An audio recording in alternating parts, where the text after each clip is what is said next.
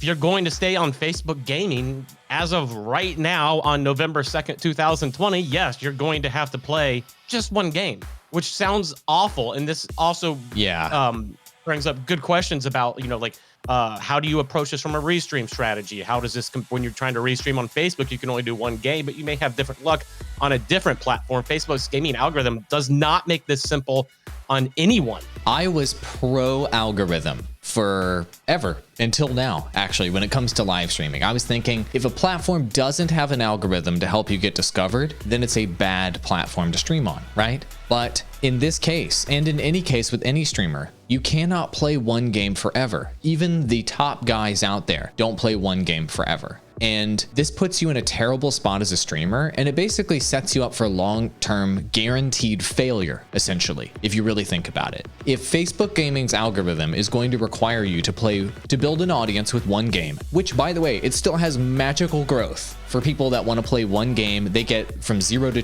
thousands of followers. We get DMs all day about that. People that do the strategy we talked about on the podcast, play one game, grow to thousands of followers, but long-term, you aren't going to be playing that game. You're going to want to play something else. And when you switch games, that transition is absolutely devastating. He got literally decimated, like 1/10 of his reach when he attempted to play another game. So what does that mean? To me, that means there is no long-term future for anyone on Facebook Gaming that wants to play more than one game as it stands right now. Now you might be saying, what about Darkness 429? What about these other guys that are really, really big on Facebook, Stone Mountain 64. What about the huge guys?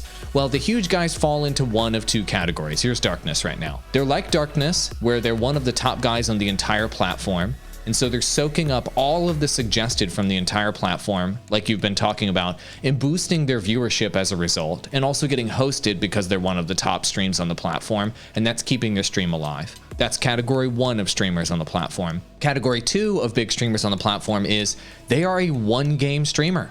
And these are the types of streamers that are like, the PUBG Mobile guys, the Call of Duty Mobile exclusive guys, the Mobile Legends exclusive guys. Those are the only two categories of big streamers that I have seen on Facebook Gaming. So when the one game guys want to go do something else, they can't. They can switch from PUBG Mobile over to Cyberpunk 2077, let's say, for example, and they'll probably literally get decimated when they attempt to do that.